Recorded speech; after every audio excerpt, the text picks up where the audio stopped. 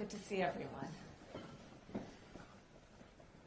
Ambassador Hartley, thank you for the warm welcome that you gave us last night and today, and for inviting us to be here with you.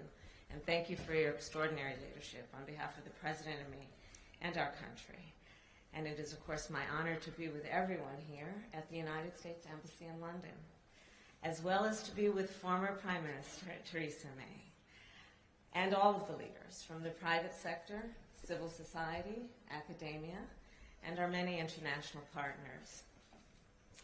So tomorrow I will participate in Prime Minister Rishi Sunak's Global Summit on AI safety to continue to advance global collaboration on safe and responsible use of AI. Today I will speak more broadly about the vision and the principles that guide America's work on AI.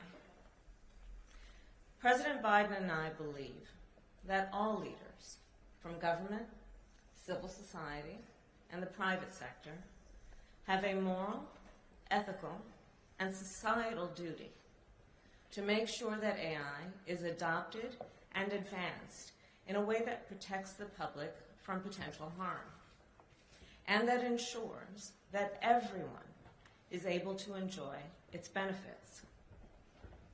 AI has the potential to do profound good, to develop powerful new medicines, to treat and even cure the diseases that have for generations plagued humanity, to dramatically improve agricultural production, to help address global food insecurity, and to save countless lives in the fight against the climate crisis.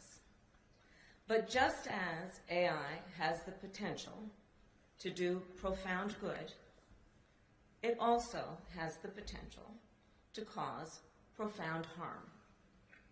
From AI-enabled cyber attacks at a scale beyond anything we've seen before, to AI-formulated bioweapons that could endanger the lives of millions of people.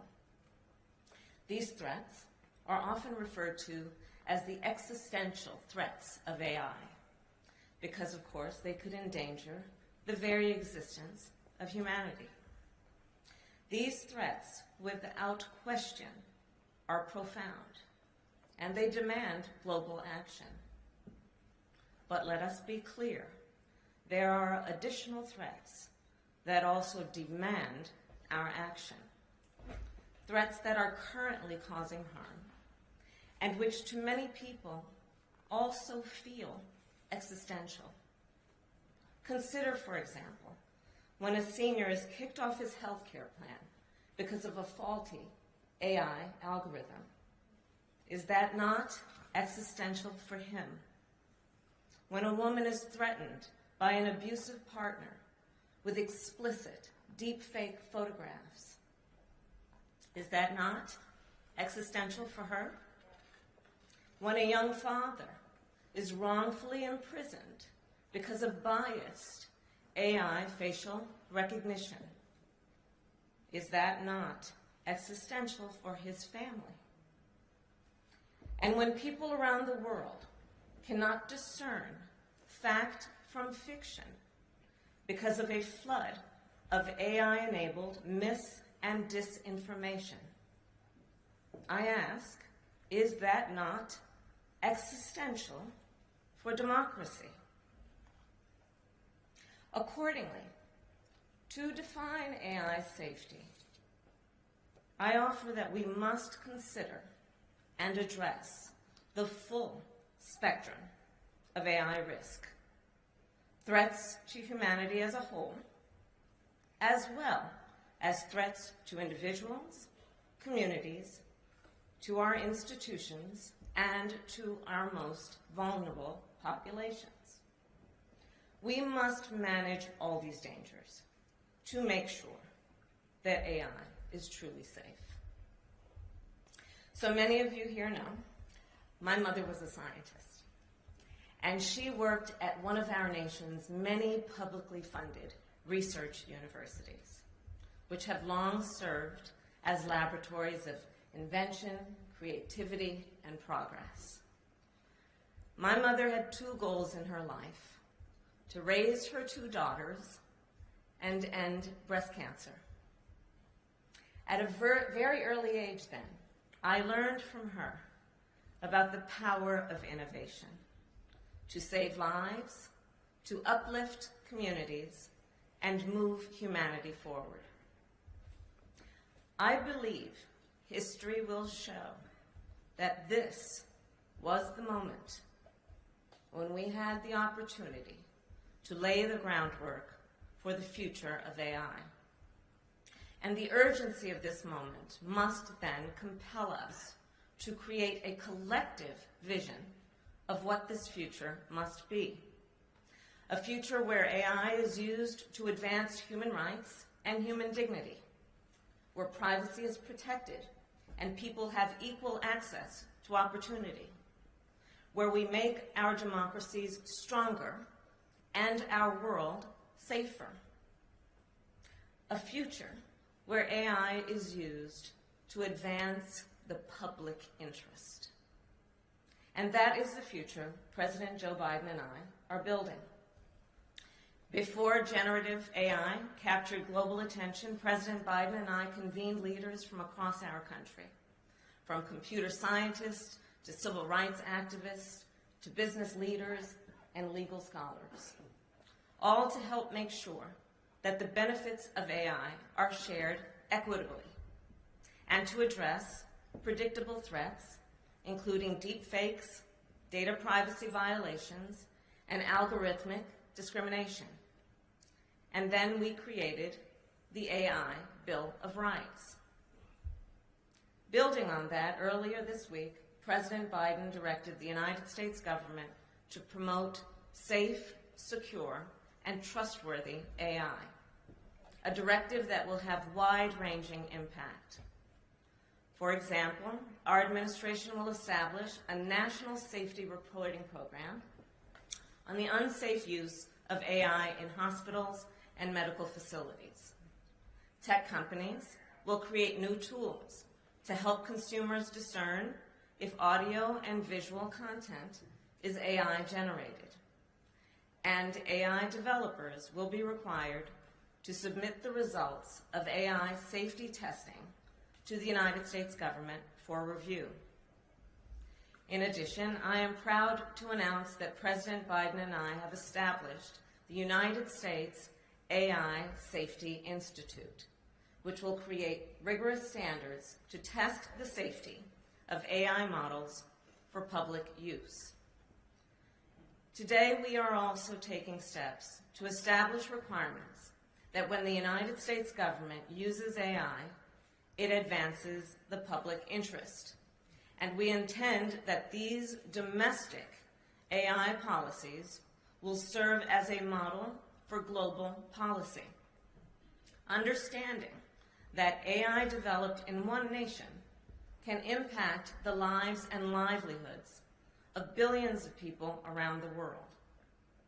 Fundamentally, it is our belief that technology with global impact deserves global action.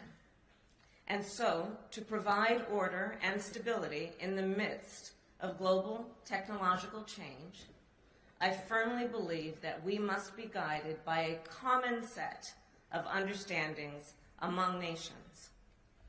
And that is why the United States will continue to work with our allies and partners to apply existing international rules and norms to AI and work to create new rules and norms. To that end, earlier this year, the United States announced a set of principles for responsible development, deployment, and use of military AI and autonomous capabilities. It includes a rigorous legal review process for AI decision-making and a commitment that AI systems always operate with international and within international humanitarian law. Today, I am also announcing that 30 countries have joined our commitment to the responsible use of military AI, and I call on more nations to join. In addition to all of this, the United States will continue to work with the G7, the United Nations, and a diverse range of governments from the global north to the global south to promote AI safety and equity around the world. But let us agree, governments alone cannot address these challenges. Civil society groups and the private sector also have an important role to play. Civil society groups advocate for the public interest. They hold the public and private sectors to account and are essential to the health and stability of our democracies. As with many other important issues, AI policy requires the leadership and partnership of civil society. And today, in response to my call, I am proud to announce that 10 top philanthropies have committed to join us to protect workers' rights, advance transparency, prevent discrimination, drive innovation in the public interest, and help build international rules and norms for the responsible use of AI. These organizations have already made an initial commitment of $200 million in furtherance of these principles. And so today I call on more civil society organizations to join us in this effort. In addition to our work with civil society, President Biden and I will continue to engage with the private companies who are building this technology. Today, commercial interests are leading the way in the development and application of large language models and making decisions about how these models are built, trained, tested, and secured. These decisions have the potential to impact all of society.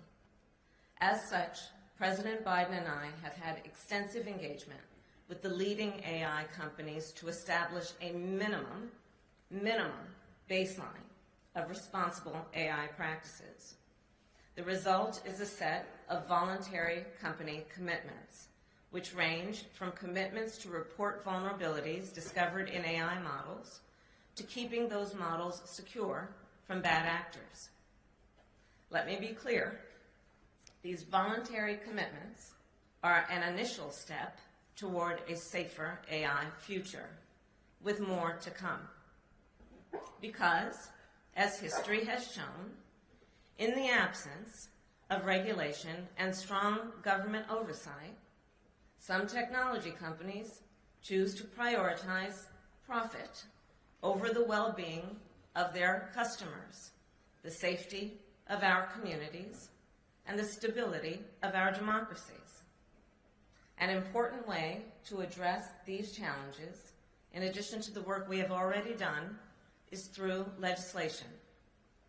Legislation that strengthens AI safety without stifling innovation.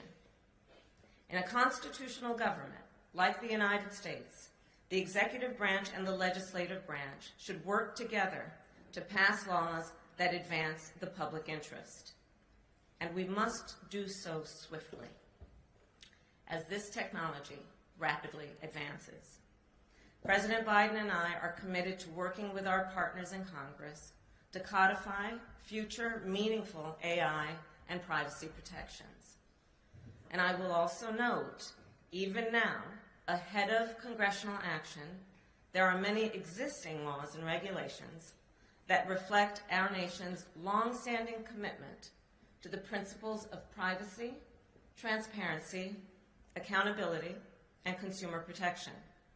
These laws and regulations are enforceable and currently apply to AI companies. President Biden and I reject the false choice that suggests we can either protect the public or advance innovation. We can and we must do both. The actions we take today will lay the groundwork for how AI will be used in the years to come. So I will end with this. This is a moment of profound opportunity. The benefits of AI are immense. It could give us the power to fight the climate crisis, make medical and scientific breakthroughs, explore our universe, and improve everyday life for people around the world. So let us seize this moment. Let us recognize this moment we are in. As leaders from government, civil society, and the private sector, let us work together to build a future where AI creates opportunity, advances equity, fundamental freedoms and rights being protected. Let us work together to fulfill our duty to make sure artificial intelligence is in the service of the public interest. I thank you all.